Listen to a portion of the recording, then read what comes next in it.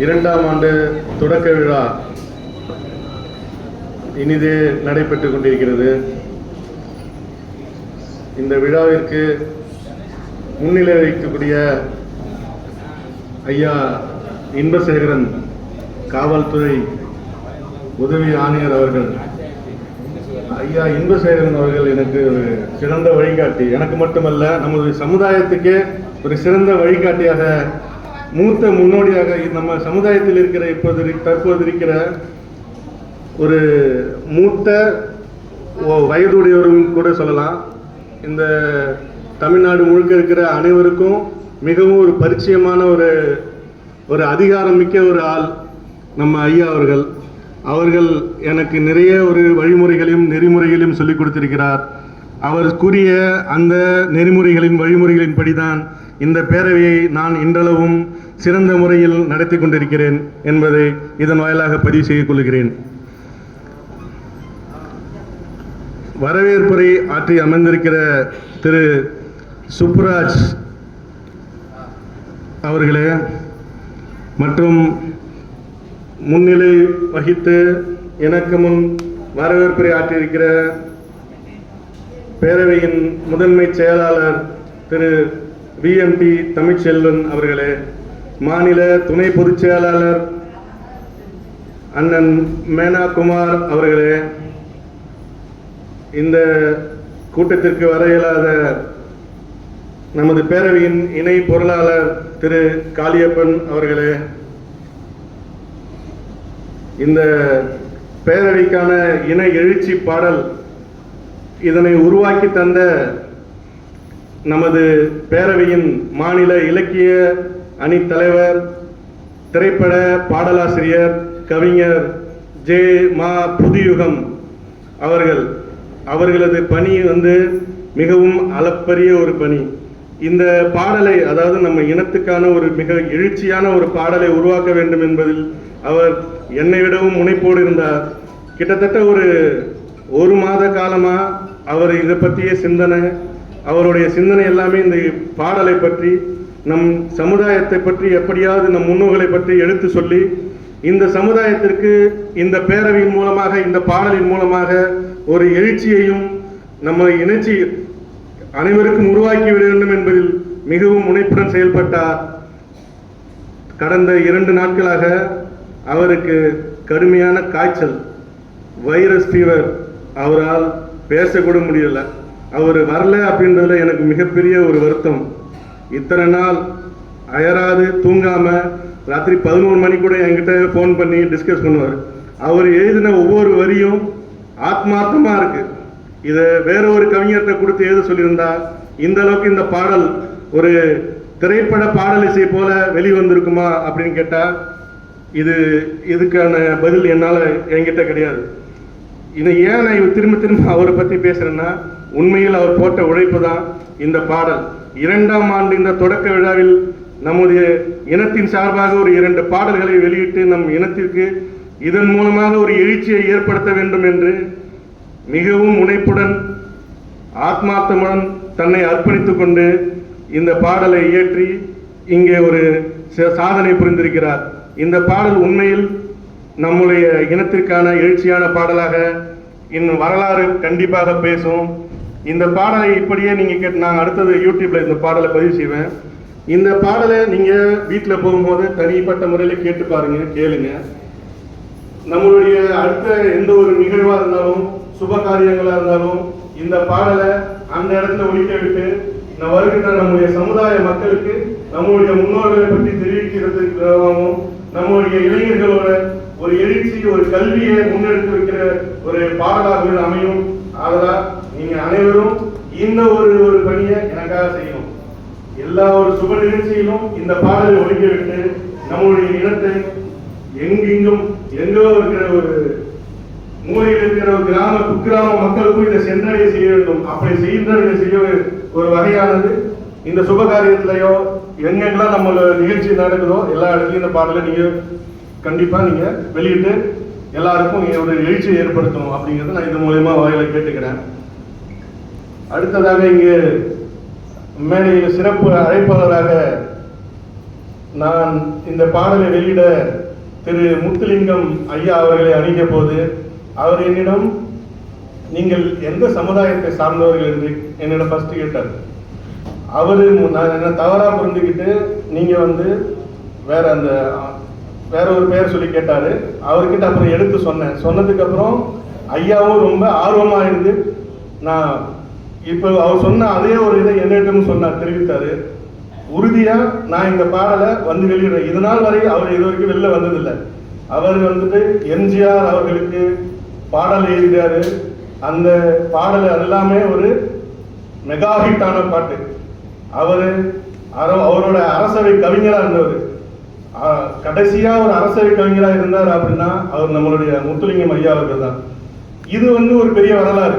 அவர் கையால நம்மளுடைய இந்த சமூகத்தோட பாடலை, ஒரு எழுச்சி பாடலை, ஒரு வரலாற்று பாடலை வெளியிட்டிருக்கார் அப்படின்னும் பொழுது இது உண்மையில் நம்ம அனைவருக்கும் பெருமை சேர்க்கின்ற ஒரு விதம் தான். இது யாருக்கும் இந்த பாக்கியம் அமையவே அமையாது. இது உண்மை, இது சத்தியம். இது நீ எங்க வேணாலும் இது நீங்க ஆராய்ச்சி பண்ணி பாருங்க. அவரை பத்தி கூகுள்ல தேடி பாருங்க. கவிஞர் முத்துலிங்கம் இருக்கிற ஒரு பாடலாசிரியர்ல மிக மிக மிக மிக மூத்த ஒரு கவிஞர். அவர் எழுதிய பாடல்கள் எல்லாமே மெகா ஹிட். போல இத்தனை முதலமைச்சர் கூடயும் அவர் பயணிச்சிருக்காரு. கலைஞர்ல ஆரம்பிச்சு எம்ஜி ராமச்சந்திரன் அவர்கள் வரைக்கும் எல்லாரும் கூடயுமே அவரு நெருக்கமான ஒரு இடத்துல இருந்துதான் வந்திருக்காரு. அவர் மூலியமா இந்த பாட்டை வெளியிட்டதுல எனக்கு உண்மையை மட்டற்ற மகிழ்ச்சி. இரண்டாவதாக சிறப்பு அழைப்பாளராக நான் அழைத்தது நம்முடைய இனத்தின் மிக ஒரு தொழிலதிபரின் மத்தியில் தன்னை தானே வருத்தி கொண்டு உழைப்பு ஒன்று மட்டுமே ஒரு உரிய குறிக்கோளா எண்ணிக்கொண்டு சென்னைக்கு ஒரு தனி ஆளாக சென்னையை வந்தடைந்து இந்த சென்னை மாநகரில் யாரும் தெரியாத ஒரு சென்னை மாநகரில் தனக்கென்று ஒரு அடையாளம், தன் பெயரை சொல்லி மற்றவர்கள் பயனடையும் வகையில ஒரு அளப்பரிய ஒரு தொழிலதிபரா இந்த தமிழ்நாட்டில் மட்டுமல்லாம நம்மளுடைய சாதிய ஒரு பெருமைய இந்த உலகளவில் நிறுவிய மறைந்த கலைமாமணி திரு வி.கே.டி. பாலன் ஐயா அவர்களுடைய மைந்தன் திரு ஸ்ரீ ஹரிஹரன் பாலன். அப்பாவதான் தாய் 8 அடி பாய்ந்தா உள்ள 16 அடி பாய்ந்து சொல்லுவாங்க. அத மாதிரி அந்த வகையில அவரை விட பல மடங்கு அன்புலையும் சரி, அறிவிலும் சரி, பழக்க வழக்கத்திலையும் சரி, அவரை நான் முதல்ல அணுகி பேசும் பொழுது அவருடைய அந்த சுறுசுறுப்பான பேச்சு, தொலைநோக்கு பார்வை, நம்மளுடைய சமூகத்தை பற்றிய ஒரு சிந்தனை நம்ம அனைவரும் என்ன அந்த டைம்ல வியக்க வச்சது. உண்மையில் ஒரு சிறிய வயதுல அந்த இடத்துல அவர் அவ்வளோ ஒரு பெரிய பொசிஷன்ல உட்கார்ந்துருக்காரு அப்படின்னு நினைக்கும் பொழுது உண்மையிலேயே எனக்கு மகிழ்ச்சியா தான் இருக்கு. நம்மளுக்கு இறங்கி அவர் இந்த அளவுக்கு பண்ணணும் அப்படின்றது அவருக்கு ஒரு தேவையில்லாத வேலை. இருந்தாலும் ஒரு சமூக உணர்வோட இப்ப அவர் பேசும்போது நீங்க எல்லாரும் கவனிச்சிருக்கலாம். அவர் யார் என்பதையும் சொன்னாரு, எப்படி இருக்க வேண்டும் என்று சொன்னாரு. நாம் எல்லாரும் என்ன அவர் சொன்னது என்னன்னா அவரோட தொழில் முனைப்போட சொல்றாரு. நம்மளுடைய தொழிலா பார்க்கிறார். கல்வி முக்கியம் என்பது அவருக்கு எல்லளவும் அவருக்கு சந்தேகமே இல்லை. கல்வி ஒன்றுதான் நம் இனத்தை உயர்த்தும் என்பதில் மிக மிக மிக மிக ஒரு கவனத்தோடு செயல்பட்டு இருக்காரு. நான் அவருக்கு பேசும்போது தெரியுது. இருந்தாலும் நம்முடைய தொழிலை ஒரு வர்த்தகமாக்கணும், ஒரு உலகமயமாக்கணும் அப்படின்னா அதை எப்படி எடுத்துட்டு போறது? இப்ப இருக்கிற இந்த ஒரு சமுதாயத்துல ஒரு தொழிலை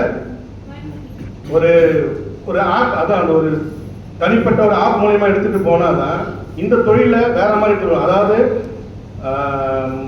முடித்திருத்துவ சங்கம், அந்த சங்கம் ஒரு செயல்பட்டு கொண்டிருக்கு. அவங்க எப்படி அவங்களோட இதெல்லாத்தையும் ஒரு பாஷா, ஒரு ஹைஃபையா எப்படி உயர்த்தி அதுக்கான விஷயத்த பண்றாங்களோ அது மாதிரி இது விஷயத்த பண்ணணும் அப்படின்றது ஒரு முனைப்போட ஒரு தொழில் மூலியமா தான் சொல்றாரு. இதை எப்படி தொழில் பண்ணி விருத்தி பண்ணிக்கலாம், அதன் மூலியமா காசு சம்பாதிக்கலாம், வர்த்தகம் பண்ணலாம், பொருளை ஈட்டிக்கலாம் அப்படின்றதுல அவர் ஒரு யோசனையை சொல்லியிருக்காரு. உண்மையில வரவேற்கத்தக்க ஒரு விஷயம்தான். இதை செய்தோமானால் நம்மளுக்கு எத்தனையோ பேர் இந்த தொழில் இன்னும் பண்ணிட்டு தான் இருக்கும். இதை யாரும் மறுக்கவும் முடியாது. நானும் மறுக்கல, இந்த பேரையும் மறுக்காது. நானும் இன்னும் இந்த அடையாளம், அந்த அடையாளத்தோட தான் வாழ்ந்துகிட்டு இருக்கேன். பெயர் மாற்றம் அதை நோக்கி ஓடிக்கிட்டு இருக்கேன். கண்டிப்பா பெயரை மாற்றணும். அதுல நான் எல்லளவும் மாற மாட்டேன், பின்வாங்க மாட்டேன். ராஜகுலத்தோர் அப்படின்னு எல்லாரையும் அறிவிக்கணுங்கிறதுல எனக்கு எந்த எல்லளவும் மாற்றம் இல்லை. இருந்தாலும் இந்த நாள் இந்த நிமிஷம் வரைக்குமே நான் அந்த அடையாளத்தோட தான் இருக்கேன். நான் அதை வெளிப்படுத்திக்க எந்த அளவுக்கு எங்கேயுமே தயங்கலை. எந்த இடத்துலையுமே என்ன நான் வெளிப்படுத்திக்க தயங்கவும் மாட்டேன். நான் அந்த சமூகத்தை சார்ந்த அந்த பெயர் உள்ள ஒரு ஆள் தான். கேட்டா ஆமா, அதுக்காக நான் போர்டு தூக்கி வச்சுட்டு நிற்க முடியாது. நான் அந்த ஆள் கண்டிப்பாக எல்லா இடத்துலையும் நான் அதை ஆணித்தனமா சொல்றேன். இதை சொல்றதுக்கு யாரும் வெக்கப்படலை, நானும் கூச்சப்படலை. ஏன்னா நம்ம முன்னோர்கள், என்னுடைய தாத்தா பாட்டி ஆகட்டும், உங்களோட தாத்தா பாட்டி எல்லாமே விட்டுப்பாங்க. எங்க அப்பா அம்மா படிச்சுட்டாங்க, ஒரு வேலையில இருக்காங்க, ரிட்டையர்ட் ஆங்க. நான் படிச்சுட்டேன், நான் இந்த இடத்துல வந்துட்டேன், இங்க உட்காந்து பேசுறேன். அவ்வளவுதான் வித்தியாசம். எனக்கும் உள்ள இருக்கிற இந்த வழி தான் என்னை இங்க கொண்டு வந்து சேர்ந்துருக்கு. இந்த படிப்பு அப்படின்ற ஒரு விஷயம் தான் என்னையும் இங்க உட்கார வச்சிருக்கு, உங்க மத்தியிலேயே நிறுத்திருக்கு. இந்த படிப்பை முன்னெடுத்து ஓடுனா மட்டும்தான் நம்மளுடைய அடுத்த ஜெனரேஷனை நம்ம முன்னுக்கு கொண்டு வர முடியும் அப்படின்ற ஒரு முக்கிய ஒரு கொள்கையை எடுத்து தான் நான் இந்த பேரவை ஆரம்பித்தேன். ஸோ அந்த விதத்தில் மிஸ்டர் ஸ்ரீஹரன் பாலன் அவர்கள் சொல்றது, சரியான நண்பர் சொல்றது ஒரு உண்மையான விஷயம்தான். இந்த தொழிலை அடுத்த ஒரு கட்டத்துக்கு எடுத்துகிட்டு போகணும்னா அது ஒன்று தான் வழி. அது அவர் சொன்ன மாதிரி கண்டிப்பாக அது நடக்கும். அந்த கூட்டத்தில் நீங்கள் எல்லாரும் கண்டிப்பாக கலந்துக்கணும். இதை விட ஒரு எழுச்சியான கூட்டமாக இருக்கும். கண்டிப்பாக அதில் எந்த மாற்றமும் இல்லை. அடுத்த கட்டமாக இந்த மேடையில் வீட்டிற்கும் சிறப்பு அழைப்பாளராக வந்திருக்கும் அண்ணன் கலைஞர் அவர்களுடைய நெருங்கிய பழக்க முடியாது. கலைஞர் இருக்கும் பொழுது அவருக்கு நெருக்கமான விஷயங்கள் பேசுறதுலையும் எல்லாத்துலேயுமே அவர் அப்ப இருந்தாரு. இப்போ ஏனோ எல்லாருக்கும் அது மாதிரி ஒரு சின்ன அந்த இடத்துல இருக்கு. மிஸ்டர் அண்ணா தம்பிதுரை அண்ணா அவர்கள் அவர்கிட்ட சொல்லும் பொழுது, அண்ணா நம்மளோட இந்த அமைப்பை நம்மளுடைய சமுதாயத்தை இந்த அரசாங்கத்து மூலியம் ஏதாவது ஒன்று பண்ணிடணும் அப்படின்னு கேட்கும் பொழுது ரொம்ப வருத்தப்பட்டு சொன்னாரு, கலைஞர் அவர்கள் இருந்திருந்தா நீங்களும் நானும் இப்படி எல்லாம் பண்ண தேவையில்லை, அவரே கூப்பிட்டு நமக்கான எல்லா விஷயத்தையும் பண்ணி கொடுத்திருப்பாரு அப்படின்னு சொன்னாரு. இப்ப அவர் இல்லைன்னா என்ன, அவருக்கு உருவான நீங்க இருக்கீங்க, அவர்கிட்ட இருக்கிற கருத்தை உருவாங்க நீங்க இருக்கீங்க. உங்களை மாதிரி ஆட்கள் நம்மளுடைய சமுதாயத்துல பரவி கிடக்காங்க. எல்லாரையும் அணுகவும் பேசவும், அவர்கள் மூலமா இந்த சமுதாயத்துக்கு என்ன பண்ணலாம், அடுத்த கட்டத்தை நோக்கி அரசியல். கண்டிப்பா நம்ம எல்லாரும் அரசியல் இல்லாம எதுவுமே இல்லை. அரசியல் அதை அதை முன்னெடுத்தா மட்டும்தான் நம்ம இனத்தை அடுத்த கட்டத்துக்கு எடுத்துட்டு போக முடியும். ஒண்ணு கல்வி, இரண்டாவது அரசியல் இல்லாம இங்க எதுவுமே கிடையாது. சின்ன ஒரு தெருவில் ஆரம்பிச்சு, ஒரு ஊர்ல ஆரம்பிச்சு, ஒரு மாவட்டத்தில் ஆரம்பிச்சு, ஒரு மாநிலம், ஒரு நாடு, இப்படியே பரவி போனா எங்காலுமே அரசியல் தான். சிறிய மட்ட அளவில் சிறிய அரசியல், மேல்மட்ட அரசியல், உயர்மட்ட அரசியல், இப்படிதான் அரசியல் ஒரு நிலைப்பாடு இப்படிதான் இருக்கு. இந்த அரசியல் நீங்க எல்லாரும் உள்ள வைக்கணும். இளைஞர்களை நம்ம ஏன் புரிய வச்சு சொல்றோம்னா, நீங்க தான் அடுத்த கட்டத்தை எல்லாத்தையும் எடுத்துட்டு போக வேண்டிய, எல்லாரையும் வழிநடத்த வேண்டிய எல்லாமே நீங்களா தான் இருக்கீங்க. அதனால இந்த அரசியலை நீங்க எல்லாருமே உள்வாங்கிக்கணும். யாரோ அரசியல் தினமும் ஒரு நிகழ்வு பார்க்குறோம், வாட்ஸ்அப்ல ஏதோ ஃபேஸ்புக்ல ஸ்க்ரால் பண்றோம், ரீல்ஸ் பார்க்குறோம். இது மாதிரி இல்லாம அந்த அரசியலை முதல்ல உள்வாங்கிக்கணும். யார் என்ன சொன்னாலும், நம்ம சமுதாய மக்களா இருந்தாலும் சரி, அடுத்த சமுதாய சாதி மக்களா இருந்தாலும், கட்சி தலைவராக இருந்தாலும் சரி, என்ன சொல்றார், அவர் எதற்காக சொல்றார், அதுல நம்மளுடைய சமுதாயத்துக்கு என்ன இருக்கு, என்ன விளைவு, என்ன நன்மை, இது எல்லாத்தையுமே நீங்க பிரிச்சு பகுத்தறிஞ்சு உள்வாங்கி அதுக்கான அடுத்த கட்டத்தை நீங்க எடுத்துட்டு போகணும். போகலை அப்படின்னா நம்மளுடைய சமுதாயத்தை இன்னும் பின்னோக்கி தான் எடுத்துட்டு போயிருக்கணும். அதுக்கான முன்னேற்பாடுகளை நீங்க உங்களுக்குள்ள நீங்களே தான் வளர்த்துக்கணும். எங்களை மாதிரி ஆட்களோ இருக்கிற ஆட்கள் எல்லாருமே உங்களுக்கு சொல்ல முடியும், உங்களுக்கு இதுதான் வழி, இதுதான் நல்ல வழி காமிக்க தான் முடியும். இதை முன்னெடுத்து போக வேண்டியது உங்களை இளைஞர்களாக உங்க எல்லாருடைய கையில் தான். உங்களை மனதில் வச்சுதான் இந்த பாடலே நாங்கள் இயற்றி இருக்கோம். படிப்பு படிப்பு படிப்பு படிப்பு ஒன்றே தான் இளைஞா உன் வாழ்வில் ஏணி படி அப்படின்னு தான் எழுதியிருக்காரு கலைஞர். ஸோ படிப்பு, அதை நோக்கி இளைஞர்கள் இதுவரை நீங்க யாரும் படிக்காம ஒரு 10வது படிக்கல, அட்லீஸ்ட் ஒரு டிகிரியாவது வாங்குங்க. 10th முடிக்கல, 8th ஃபெயில் ஆனாலும் பரவாயில்ல, அடுத்தது உங்க படிப்பை தொடர்றதுக்கு வாய்ப்பு நிறைய இருக்கு. நீங்க 30 இல்ல 40 வயது வரைக்கும் நீங்க படிக்கலாம். உங்களுக்கான நேரம் போதுமானதா இருக்கு. படிக்கல அப்படின்னா இதுக்கப்புறமா அதை ஸ்டார்ட் பண்ணுங்க. கண்டிப்பா படிச்சு அடுத்த கட்டமா ஒரு அதிகாரத்துல உட்காரணும். அதிகாரத்தை எப்படி கைப்பற்ற முடியும்? நம்ம படிக்கலன்னா அந்த அதிகாரத்தை கைப்பற்ற முடியாது. அதிகாரத்தை கைப்பற்றினா அடுத்த கட்டம் அரசியல் அடுத்த கட்டம் அரசியல்.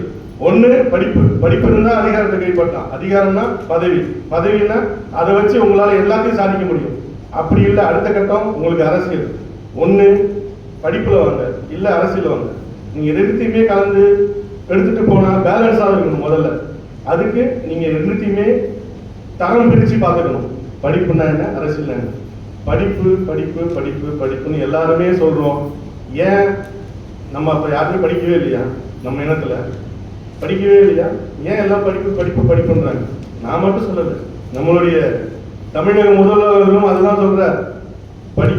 படிப்பு முதல்வன் நான் முதல்வன் திட்டம் எல்லாம் கொண்டு வர்றாரு. அப்ப தமிழ்நாட்டில் யார் படிச்சாலே இல்லையா?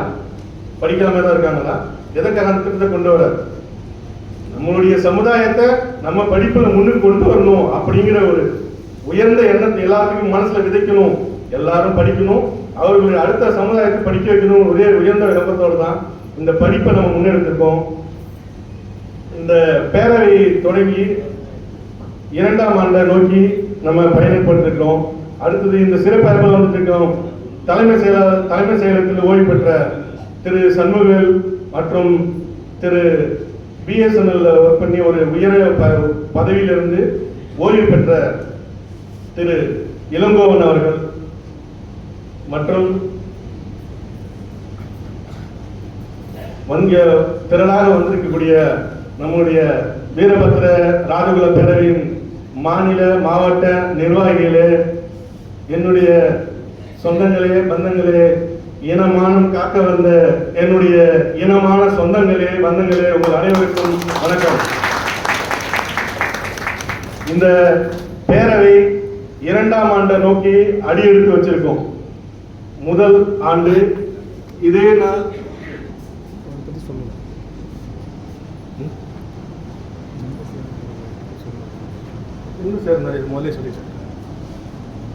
இந்த பேரவையை இதே நாள் கடந்த 23/10/2024 அன்று இதே இடத்தில் துவங்கிய பொழுது என்னிடம் இருந்த ஒரே ஒரு மிகப்பெரிய இந்த கல்வியை எப்படியாவது இந்த மக்கள்கிட்ட புகுத்திடணும், எப்படியாவது இதன் மூலயமா ஒரு விழிப்புணர்வு ஏற்படுத்தணும் அப்படின்ற ஒரு நல்ல எண்ணத்துல இந்த பேரவையை தொடங்கினேன். இந்த தொடங்கும் போது இருந்த அதே என்னுடைய கூட இருந்த உறுதுணையா ஒரு வருட காலமா எல்லாருமே உறுதுணையா இருந்தாங்க.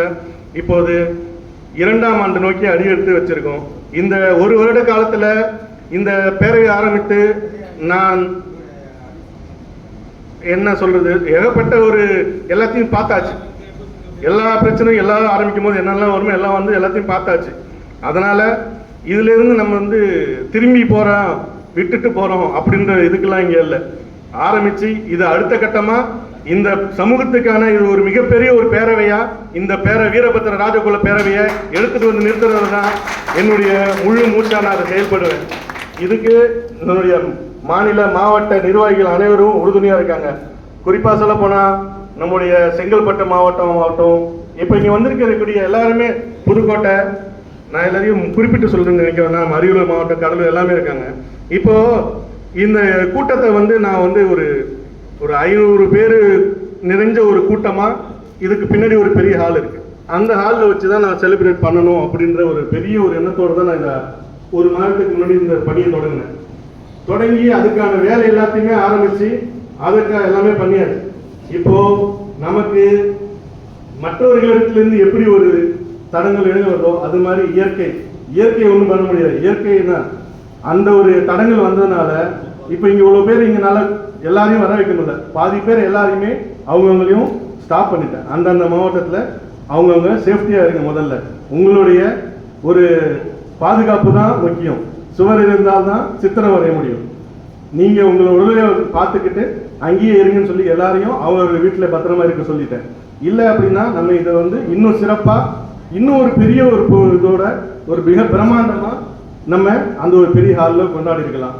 அப்படி இப்போ வந்திருக்கிற இங்க ஒவ்வொருத்தரும் ஒரு 100 பேர் 1000 பேருக்கு சமமாக தான் என் கண் முன்னாடி தெரியுறீங்க.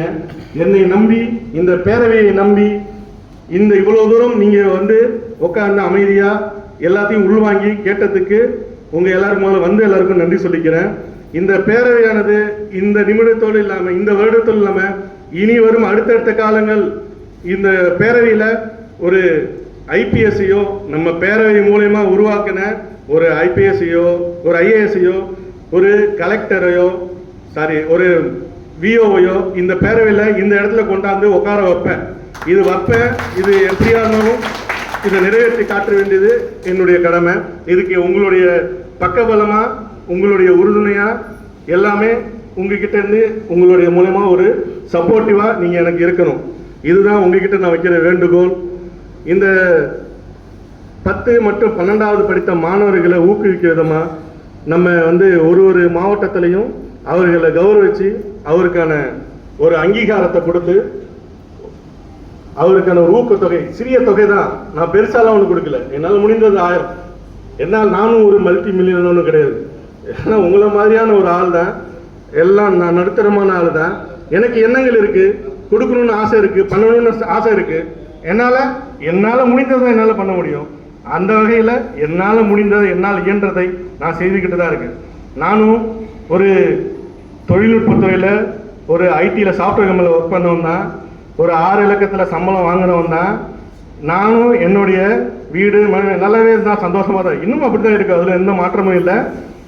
அப்படியே இருக்கும் பட்சத்தில் இந்த பேரவையை நான் ஏன் தொடங்கினேன் அப்படின்னா, இந்த பேரவையை நான் விரும்பி நான் என்னோட பெயர் வெளில வரணும், நான் எல்லாருக்கும் ஒரு பப்ளிசிட்டியான ஃபிகராக வரணும், இல்லை நான் தான் இது தலைவராகணும், உளமாற சொல்கிறேன். எனக்கு அந்த நோக்கம் இல்லை. நான் சூழ்நிலை காரணமாக இதுக்குள்ளே இந்த பேரவை ஆரம்பித்தேன். நான் இதுக்கு முன்னாடி இது ஒரு இருக்கும் பொழுது அந்த நாள் ஏதாவது நல்லது நடக்கும் அப்படின்னு சொல்லி தான் நம்ம போனோம். ஏமாற்றம் மிஞ்சினுச்சு. என்னால் அந்த இடத்துல இருக்க முடியல. நான் உண்மையிலே நண்பர் ஸ்ரீகரன் பாலன் அவர்கள் மாதிரி ஒரு சமுதாய உணர்வுள்ள ஒரு ஆள், ஒரு வெறி கொண்ட ஆளுன்னு கூட வச்சுக்கோங்க. உங்கள் எல்லாருக்குமே அந்த சாதி உணர்வு இருக்கணுங்க. முதல்ல சாதி உணர்வு இல்லைன்னா ஒன்றுமே பண்ண முடியாது. மற்ற சாதியெல்லாம் பாருங்க, நான் ஏன் சாதின்னு சொல்ல, நான் வச்சிருக்க சாதி சங்கம் தான், நான் சாதியை பற்றி தான் பேச முடியும். மற்ற சாதியெல்லாம் பாருங்க, எல்லாரும் ஒரு ஒற்றுமையாக இருக்கான், அடிச்சுக்கிறான், வெட்டிக்கிறான், குத்திக்கிறான், என்னவாலும் பண்ணிக்கிறான். ஏதோ உணர்வுன்னா ஒன்றா நிற்கிறான். நம்ம கிட்ட அப்படி இல்லை.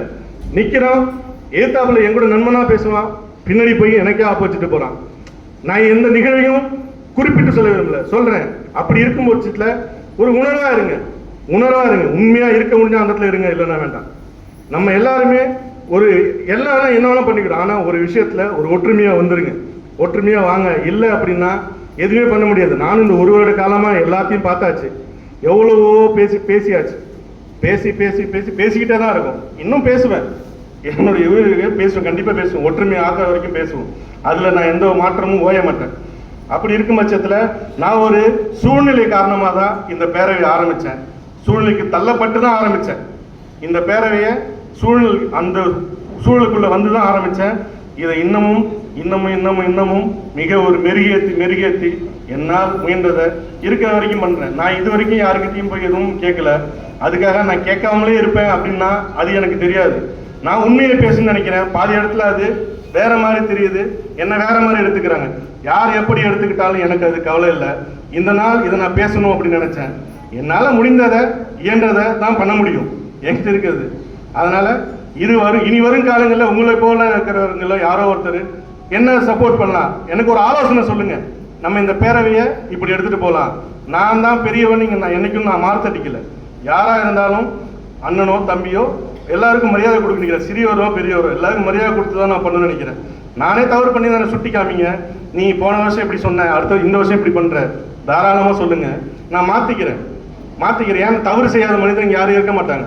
மாத்திக்கிறேன். கண்டிப்பா இந்த பேரவையை அடுத்த கட்டமாக கொண்டு போறதுக்கு உங்க எல்லாருடைய ஒத்துழைப்பும் தேவை.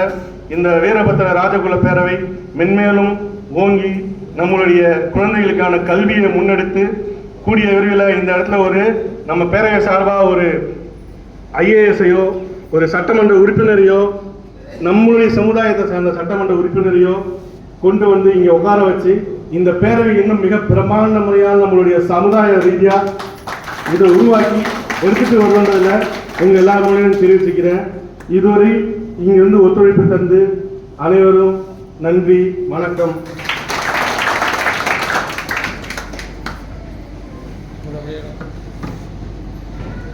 Right.